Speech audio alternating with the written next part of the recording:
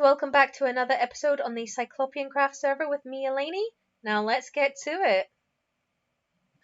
Right, we are here in the shopping district. I have some bits I need to stock up on.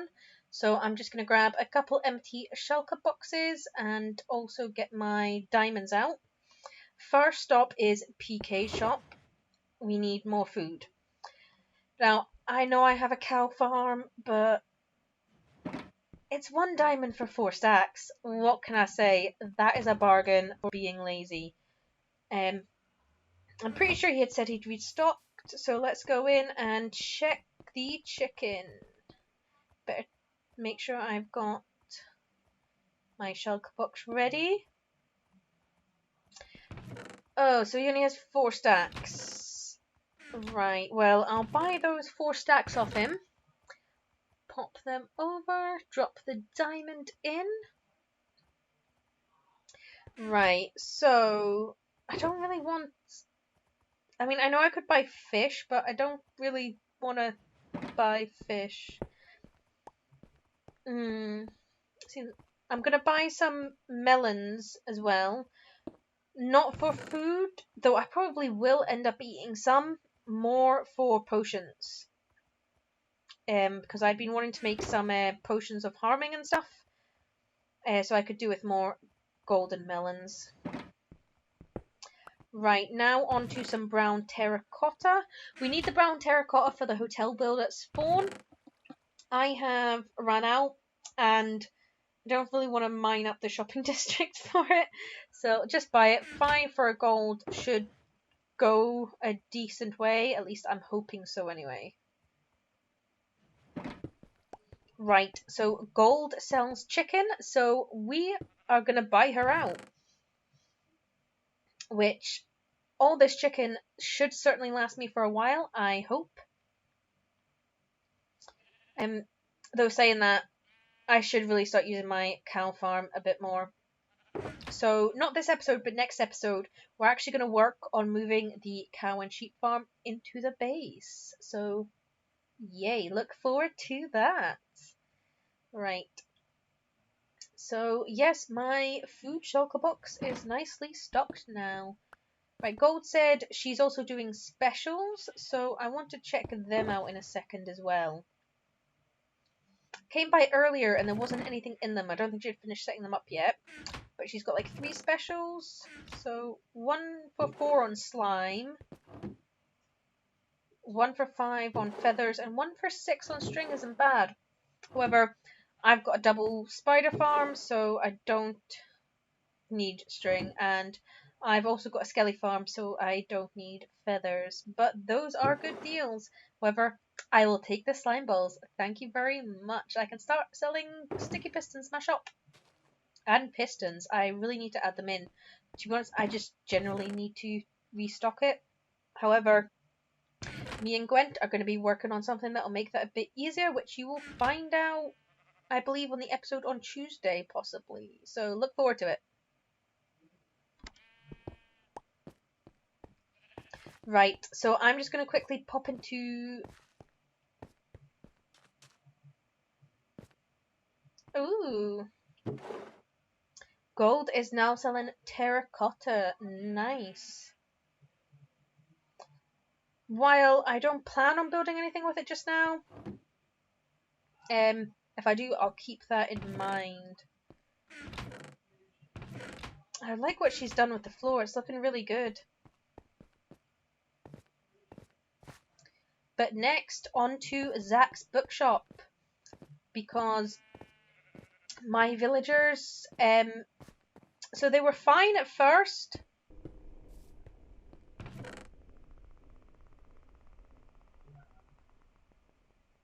So they were fine at first, but they've started swapping stations all over the place.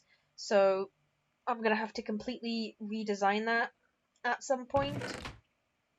And yeah, that'll be fun. Especially because a couple of them I think have actually died. And the little area I was using for breeding the villagers, I didn't realise, but because there's a couple gaps where like wall goes down, the baby villagers can actually fall between, so not fun. Right, going to check if I've got any diamonds. Oh, that is nice. I'll be honest, I didn't expect to have any. As I was saying earlier, I do need to do a bit of restocking. So get that done soon. Ooh, what's this shop? So that looks like a totem. And yep, totems and emeralds. I can't remember whose shop this is. It's not Astro's, because Astro's is over by my throne, the exchange. However, I'm loving the fact that they're 3 for 1 diamond, so gonna stock up on that. I'm not really in a need for lots of emeralds at the moment, but doesn't hurt to have a bunch, especially when it's only 3 diamonds for that much. And well, Totems of Undying are very handy. Saying that, I don't think I've actually had to use one yet, but still not going to pass up the chance to have some, especially because I don't have a raid farm and I'm probably not going to build one. Or maybe I will eventually, but I'm not planning to at the moment. I already have a few things I have to work on, and I would like to finish them before I start planning for anything else yet.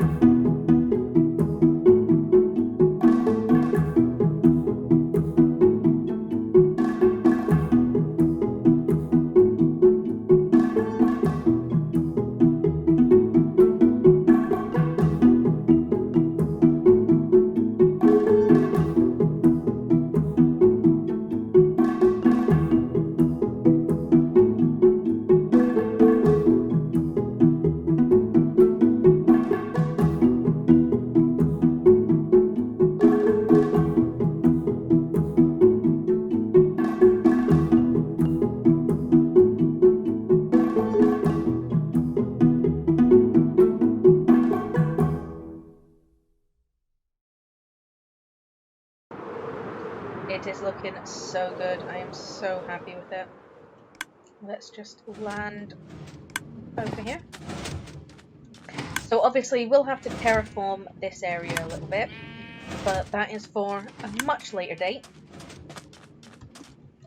And now I'm just going to hop on top of it quickly. So need to finish up the birch up at the top a little bit and put in the extra upside down stairs as the railing. But apart from that, that is this quarter finished, which I'm really happy with. So for the wall, I won't be doing any more time lapses. I will do progress updates. Yeah, so I will be doing progress updates, so you can see how it's getting along. And sorry, I've been having mouse issues. So this is a new mouse, but it keeps wanting to go down. I don't know why. I'm gonna have to. Sorry, I'm gonna have to have a better play around with it and try and get that sorted. But I'm really happy with how this is coming along. Now, next up, we are going to be getting on with the furnace array that we started in the last episode but didn't finish because I didn't plan it out enough. Right, so I have done quite a bit of work on the little furnace array I've got going on here. I'll just show you quickly what it looks like from the front. So this is the design I went with. I am really happy with it. Obviously, you've got the normal furnaces at the top, smokers, then blast furnaces, and to the left you can see where the carts will go to go disperse items into each of them. I do need to work on the powering mechanic for that, which I will do in a little bit. And this is the storage bit here, so everything will go into these 6 shulkers. And I will take you round the back and show you how it works. So the hoppers all go down to these hoppers here, and as items go through that hopper, it will trigger the comparator, which will then send a signal that will trigger the redstone clock. So those 2 redstone torches you just saw were double inverted, and when the clock activates, it will activate the dispenser tower, and then they all go back down those hoppers there and start putting into the chests. So for the chests, it zigzags a bit. It starts with the bottom right as you're facing them, and then bottom left, middle right, middle left, top right, top left. I'm really happy with this bit of redstone. So I do know how to do redstone, but let's be honest, so much easier time just to go onto YouTube and look up a tutorial. But I've done this all myself and I'm really proud it works. Yes, it's probably not as compact as it could be, but that's one of the downsides of when you add in redstone after you built something and you haven't planned for redstone. Obviously, if I planned for this redstone in the beginning, I could have worked with it a lot better, but I had to very much work around what I had already built. So we put 64 items in the hopper to test it, and it got out 61. So in this system, it does leave 3 stuck in the system, but to be honest, I'm fine with that. I don't mind. There will be a little tutorial of this coming soon, so keep an eye out for that if you're interested. But yeah, I know I've already said this, but I'm really happy with how it's turned out. I was a little bit worried at first about how it was going to fit in with the build. It's definitely much easier making things look nice. Right, so now I have done the powering system for the minecart chests. So it all works off of that one lever, and essentially what happens is when that lever is activated, the torch underneath it goes off, which then sends a signal to another 2 torches to turn them on. And the middle one is fine because the lever powers that, so they all get activated at the same time. Again, you could do something like this more compact, but I had to work around a bunch of stuff under the floor, which was a little bit of a pain. So one bit of advice I'd definitely give is, if you can, plan for redstone in the beginning.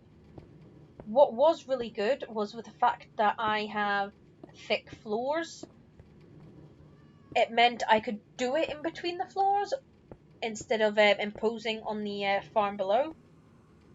But it was still a pain. And I'm just going to put carpet down to cover this up.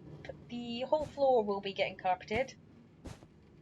But the fact that you can sit carpet on top of redstone makes me very happy. I was a little bit worried at first about how I was going to cover it up. And then I was like, oh yeah, carpet. Carpet should sit on top of it, no problem. And you don't fall through it either. So it is fantastic. And I just wanted to double check again that it definitely didn't go through it, because I was a little bit worried about that as well. And place... Oh wait, I am being dumb. I can't place a block there because there's a torch there. Go me, so smart. Right, let's do the whole thing now, yeah? So that was me just placing the last couple of bits of carpet, and that is the room finished now, and I fell in that little staircase I've got there. I do need to sort out a proper staircase going down, but this is it. I wouldn't say it's 100% finished. It is very close to being finished though. And this is it from the other side. Obviously you can't see the redstone or that anymore, which sections it off nicely. And as you can see, a couple of my villagers are missing, so this is where they are going to stay. However, I'm going to completely redesign it.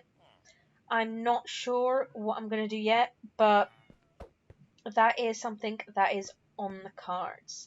However, anyway guys, that is it for this episode. If you enjoyed, leave a like and subscribe, and even a little comment. And I will catch you in the next one.